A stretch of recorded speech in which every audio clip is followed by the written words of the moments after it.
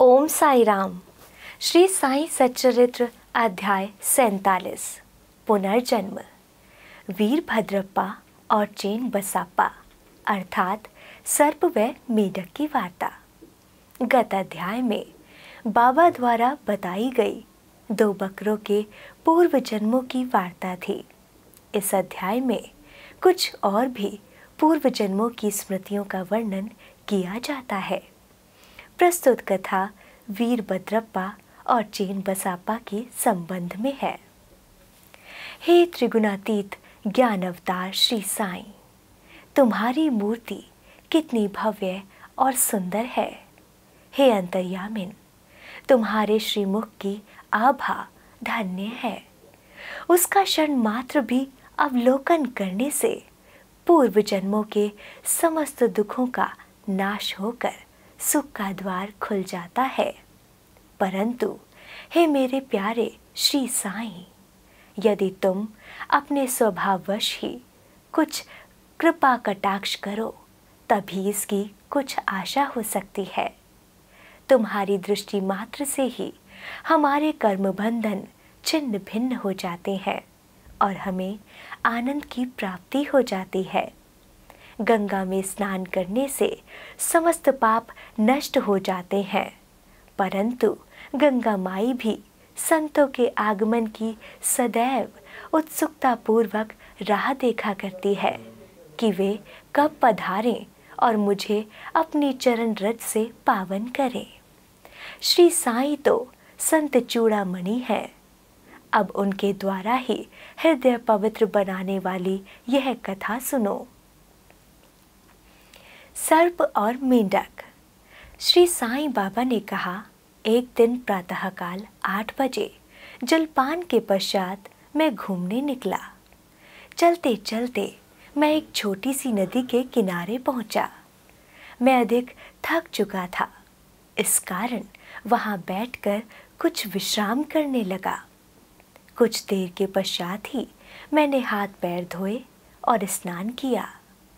तब कहीं मेरी थकावट दूर हुई और मुझे कुछ प्रसन्नता का अनुभव होने लगा। उस स्थान से एक पगडंडी और बैलगाड़ी के जाने का मार्ग था, जिसके दोनों ओर सघन वृक्ष थे। मलय पवन मंद मंद बह रही थी। मैं चिलम भर ही रहा था कि इतने में ही मेरे कानों में एक मेढक के बुरी तरह टर्राने की ध्वनि पड़ी। उसने चिलम सुलगाकर मेरी ओर पीने के लिए बढ़ाई। मेढक के टर्राने की ध्वनि सुनकर वह उसका रहस्य जानने के लिए उत्सुक हो उठा। मैंने उसे बतलाया कि एक मेढक कष्ट में है, जो अपने पूर्व जन्म के कर्मों का फल भोग रहा है। पूर्व जन्म के कर्मों का फल इस जन्म में भोगना पड़ता है, अतः अब उसका चिल्लाना व्यर्थ है। एक कश लेकर उसने चिलम मेरी ओर बढ़ाई। थोड़ा देखूं तो आखिर बात क्या है, ऐसा कहकर वह उधर जाने लगा। मैंने उसे बतलाया कि एक बड़े सांप ने एक मेढक को मुंह में दबा लिया है, इस कारण वह चिल्ला रहा है। दोनों ही पूर्व जन्म में बड़े दुष्ट थे और अब इस शरीर में अपने कर्मों का फल भोग रहे हैं। आगंतुक ने घटनास्थल पर जाकर देखा कि सचमुच एक बड़े सर्प ने एक बड़े मेंढक को मुंह में दबा रखा है। उसने वापस आकर मुझे बताया कि लगभग घड़ी 2 घड़ी में ही सांप मेंढक को निगल जाएगा। मैंने कहा, नहीं, यह कभी नहीं हो सकता। मैं उसका संरक्षक पिता हूँ और इस समय यहाँ उपस्थित हूँ। फिर सर्प की क्या सामर्थ्य है कि मेढक को निगल जाए? क्या मैं व्यर्थ ही यहाँ बैठा हूँ? देखो, मैं अभी उसकी किस प्रकार रक्षा करता हूँ। दोबारा चिलम पीने के पश्चात हम लोग उस स्थान पर गए। आगंतुक डरने लगा और उसने मुझे आगे बढ़ने से रोका कि कहीं सर्प आक्रमण न कर दे। मैं उसकी बात की उपेक्षा कर आगे बढ़ा और दोनों से कहने लगा कि अरे वीरभद्रप्पा, क्या तुम्हारे शत्रु को पर्याप्त फल नहीं मिल चुका है जो उसे मेढक की और तुम्हारे सर्प की योनि प्राप्त हुई है? अरे अब तो अपना वैमनस्य छोड़ दो। यह बड़ी लज्जाजनक बात है। अब तो इस ईर्ष्या को त्यागो और शांति से रहो। इन शब्दों को सुनकर सर्प ने मेढक को छोड़ दिया और शीघ्र ही नदी में लुप्त हो गया। मेढक भी कूदकर भागा और झाड़ियों में जा छिपा। उस यात्री को बड़ा अचंभा हुआ। उसकी समझ में न आया कि बाबा के शब्दों को सुनकर सांप ने मेढक को क्यों छोड़ दिया और वीरभद्रप्पा वे चेन बसापा कौन थे? उनके वैमनस्य का क्या कारण था? इस प्रकार के विचार उसके मन में उठने लगे। मैं उसके साथ उसी वृक्ष के नीचे लौट आया और धूम्रपान करने के पश्चात उसे इसका रहस्य सुनाने लगा। मेरे निवास स्थान से लगभग 4 से 5 मील की दूरी पर एक पवित्र स्थान था, जहां महादेव का एक मंदिर था। मंदिर अत्यंत जीर्ण शीर्ण स्थिति में था, सो वहां के निवासियों ने उसका जीर्णोद्धार करने के हेतु कुछ चंदा इकट्ठा किया। पर्याप्त धन एकत्रित हो गया और वहां नित्य पूजन की व्यवस्था कर मंदिर के निर्माण की योजनाएं तैयार की गईं। एक धनाढ्य व्यक्ति को कोषाध्यक्ष नियुक्त कर उसको समस्त कार्य की देखभाल का भार सौंप दिया गया। उसको कार्य व्यय आदि का यथोचित विवरण रखकर ईमानदारी से सब कार्य करना था। सेठ तो एक उच्च कोटि का कंजूस था। उसने मरम्मत में अत्यंत अल्प राशि व्यय की। इस कारण मंदिर का जीर्णोद्धार भी उसी अनुपात में हुआ। उसने सब राशि व्यय कर दी तथा कुछ अंश स्वयं हड़प लिया और उसने अपनी गांठ से एक पाई भी व्यय न की। उसकी वाणी अधिक रसीली थी, इसीलिए उसने लोगों को किसी प्रकार समझा बुझा लिया और कार्य पूर्ववत ही अधूरा रह गया। लोग फिर संगठित होकर उसके पास जाकर कहने लगे, सेठ साहब, कृपया कार्य शीघ्र पूर्ण कीजिए। आपके प्रयत्न के अभाव में यह कार्य पूर्ण होना कदापि संभव नहीं। अतः आप पुनः योजना बनाइए, हम और भी चंदा आपको वसूल करके देंगे। लोगों ने पुनः चंदा एकत्रित कर सेठ को दे दिया। उसने रुपये तो ले लिए, परंतु पूर्ववत ही शांत बैठा रहा। कुछ दिनों के पश्चात उसकी स्त्री को भगवान शंकर ने स्वप्न दिया कि उठो और मंदिर पर कलश चढ़ाओ। जो कुछ भी तुम इस कार्य में व्यय करोगी, मैं उसका 100 गुना अधिक तुम्हें दूंगा। उसने यह स्वप्न अपने पति को सुना दिया। सेठ भयभीत होकर सोचने लगा कि यह कार्य तो ज्यादा रुपए खर्च कराने वाला है। इसीलिए उसने यह बात हंसकर टाल दी कि यह तो एक निरा स्वप्न ही है और उस पर भी कहीं विश्वास किया जा सकता है।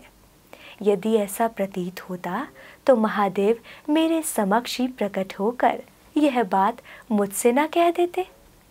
मैं क्या तुमसे अधिक दूर था? यह स्वप्न शुभदायक नहीं, यह तो पति पत्नी के संबंध बिगाड़ने वाला है। इसीलिए तुम बिल्कुल शांत रहो। भगवान को ऐसे द्रव्य की आवश्यकता ही कहाँ जो दानियों की इच्छा के विरुद्ध एकत्र किया गया हो।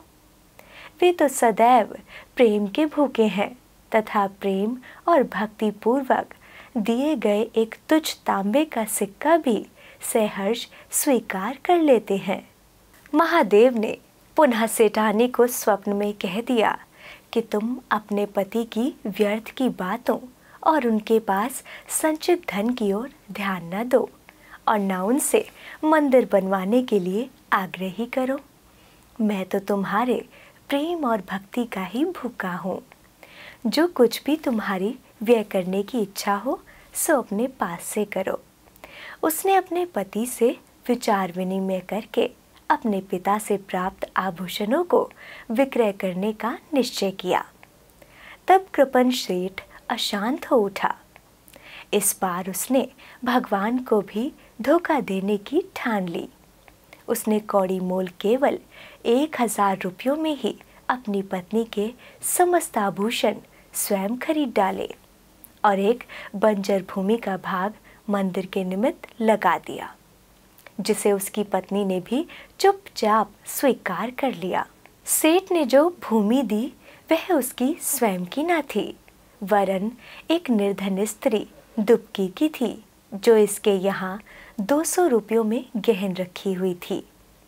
दीर्घ काल तक वह ऋण चुकाकर उसे वापस न ले सकी, इसीलिए उस धूर्त कृपण ने अपनी स्त्री दुबकी और भगवान को धोखा दे दिया।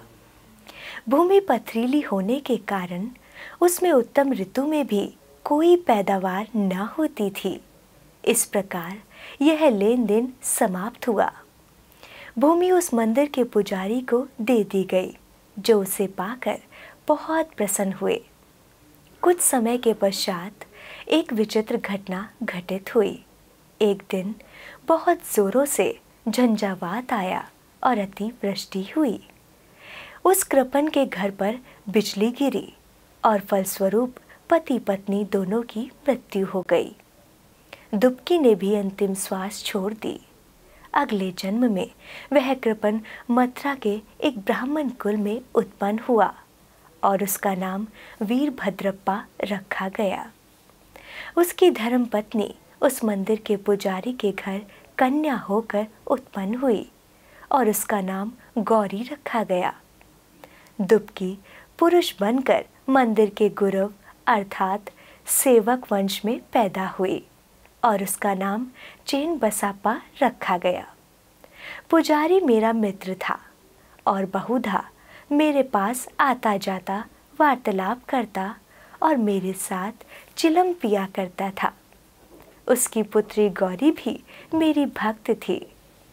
वह दिनों दिन सयानी होती जा रही थी, जिससे उसका पिता भी उसके हाथ पीले करने की चिंता में रहता था। मैंने उससे कहा कि चिंता की कोई आवश्यकता नहीं, वर स्वयं तुम्हारे घर लड़की की खोज में आ जाएगा। कुछ दिनों के पश्चात ही उसी की जाति का वीरभद्रप्पा नामक एक युवक भिक्षा मांगते मांगते उसके घर पहुंचा। कुछ दिनों के पश्चात ही उसी की जाति का वीरभद्रप्पा नामक एक युवक भिक्षा मांगते मांगते उसके घर पहुंचा। मेरी सम्मति से गौरी का विवाह उसके साथ संपन्न हो गया। पहले तो वह मेरा भक्त था, परंतु अब वह कृतघ्न बन गया। इस नूतन जन्म में भी उसकी धन तृष्णा नष्ट न हुई। उसने मुझसे कोई उद्योग धंधा सुझाने को कहा, क्योंकि इस समय वह विवाहित जीवन व्यतीत कर रहा था। तभी एक विचित्र घटना हुई। अचानक ही प्रत्येक वस्तुओं के भाव ऊंचे चढ़ गए। गौरी के भाग्य से जमीन की मांग अधिक होने लगी और समस्त भूमि 1 लाख रुपयों में आभूषणों के मूल्य से 100 गुना अधिक मूल्य में बिक गई। ऐसा निर्णय हुआ कि 50,000 रुपये नगद और 2,000 रुपये प्रति वर्ष किश्त पर चुकता कर दिए जाएंगे। सबको यह लेन देन स्वीकार था, परंतु धन में हिस्से के कारण उनमें परस्पर विवाद होने लगा। वे परामर्श लेने मेरे पास आए और मैंने कहा कि यह भूमि तो भगवान की है, जो पुजारी को सौंपी गई थी। इसकी स्वामिनी गौरी ही है और 1 पैसा भी उसकी इच्छा के विरुद्ध खर्च करना उचित नहीं, तथा उसके पति का इस पर कोई अधिकार नहीं है।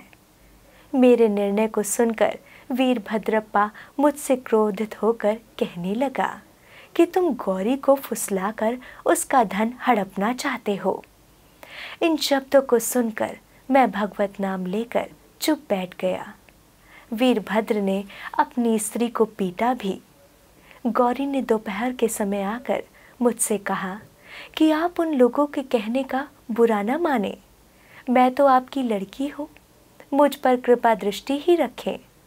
वह इस प्रकार मेरी शरण में आई तो मैंने उसे वचन दे दिया कि मैं 7 समुद्र पार भी तुम्हारी रक्षा करूँगा। तब उस रात्रि को गौरी को एक दृष्टांत हुआ। महादेव ने आकर कहा कि यह सब संपत्ति तुम्हारी ही है और इसमें से किसी को कुछ न दो।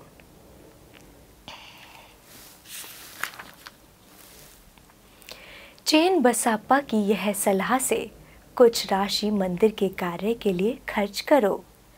यदि और किसी भी कार्य में तुम्हें खर्च करने की इच्छा हो तो मस्जिद में जाकर बाबा स्वयं मैं के परामर्श से करो। गौरी ने अपना दृष्टांत मुझे सुनाया और मैंने इस विषय में उचित सलाह भी दी। मैंने उससे कहा कि मूलधन तो तुम स्वयं ले लो और ब्याज की आधी रकम चेन बसाप्पा को दे दो। वीरभद्र का इसमें कोई संबंध नहीं है। जब मैं यह बात कर ही रहा था, वीरभद्र और चेन बसाप्पा दोनों ही वहां झगड़ते हुए आए। मैंने दोनों को शांत करने का प्रयत्न किया और गौरी को हुआ महादेव का स्वप्न भी सुनाया। वीरभद्र क्रोध से उन्हत हो गया और चेन बसाप्पा को टुकड़े टुकड़े कर मार डालने की धमकी देने लगा। चेन बसाप्पा बड़ा डरपोक था। वह मेरे पैर पकड़कर रक्षा की प्रार्थना करने लगा। तब मैंने शत्रु से उसका छुटकारा करा दिया। कुछ समय पश्चात ही दोनों की मृत्यु हो गई। वीरभद्र सर्प बना और चेन बसाप्पा मेढक। चेन बसाप्पा की पुकार सुनकर और अपने पूर्व वचन की स्मृति करके यहाँ आया और इस तरह से उसकी रक्षा कर मैंने अपने वचन पूर्ण किए।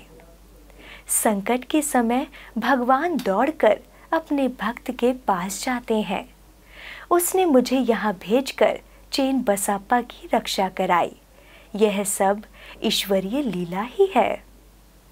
इस कथा की यही शिक्षा है कि जो जैसा बोता है वैसा ही काटता है।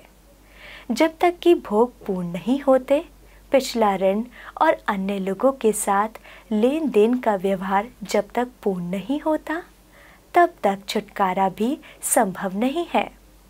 धन तृषा मनुष्य का पतन कर देती है और अंत में इससे ही वह विनाश को प्राप्त होता है। श्री सद्गुरु साईनाथार्पणमस्तु। शुभम भवतु।